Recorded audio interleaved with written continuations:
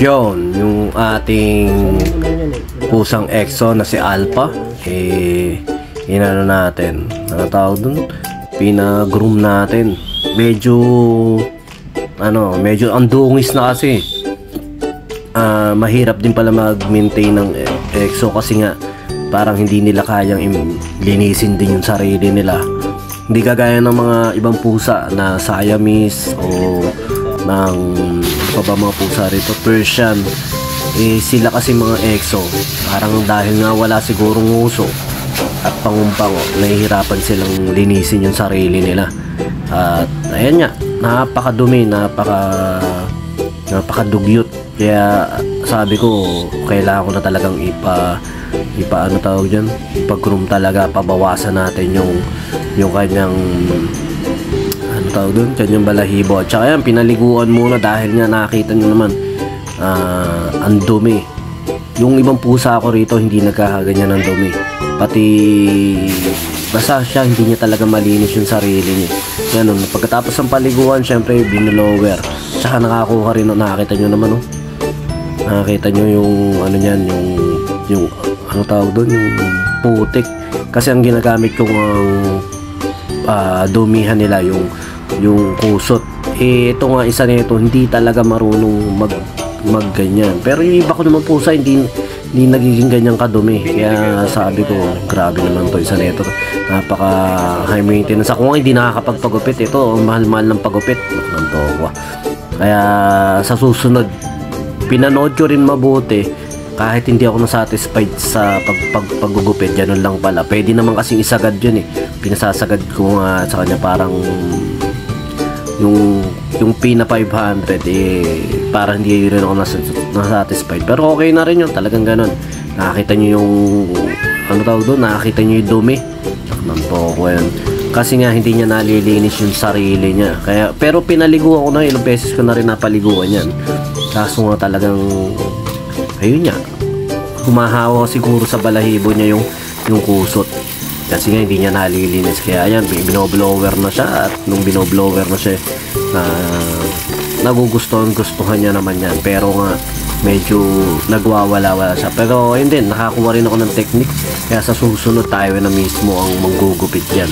Napakalago kasi ng balahibo niya. Okay sana yan kung nami-maintain yung talagang maya anuhan siya, yung susuklayan siya. Pero hindi nga ganun Kaya sa mga mag-aalaga ng pusa dyan, o sa mga nagkaka-interest ng pusa dyan,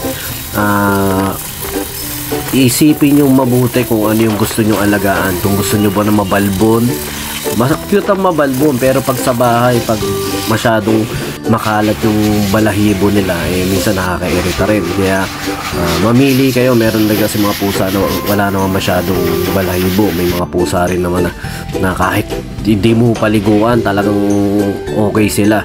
Ito kasing exotic, medyo medyo ma-maintenance. Kailangan lagi mo lilinisin yung tenga, lagi mo susuklayin, at saka yan pag-groom mong ganyan, magastos din. Pero ayun din, tinaray lang naman natin kung paano kung mag-i-enjoy tayo dyan sa pag-aalaga ng exotic. Pero sa ngayon naman,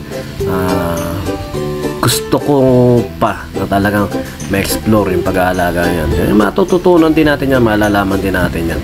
Tsaka yun nga, pumogi naman siya kahit paano. Kaso nga lang, mas gusto ko pa nga sana yung mas manipis dyan, para okay na siya rito sa loob. Kaso medyo makapal-kapal pa. Kaya ang ginawa ko na lang, doon muna ulit siya sa kulungan. Kagandahan naman dyan, nabawasan niya yung balahibo niya. At kahit paano, magkakasundo kami. Minsan papapasok-pasukin ko siya rito sa loob, para kahit paano mas okay siya. Tsaka yung tinanong ko rin sa nag-groom na ganyan ko, okay yung katawan niya, okay naman daw sa weight niya, at saka yung weight niya, at saka yung sa edad niya. Kaya ibig sabihin healthy pa rin siya. At saka yan, dyan lang yan sa may lungos. Ayan, sa may kung galing ka sa lungos, unang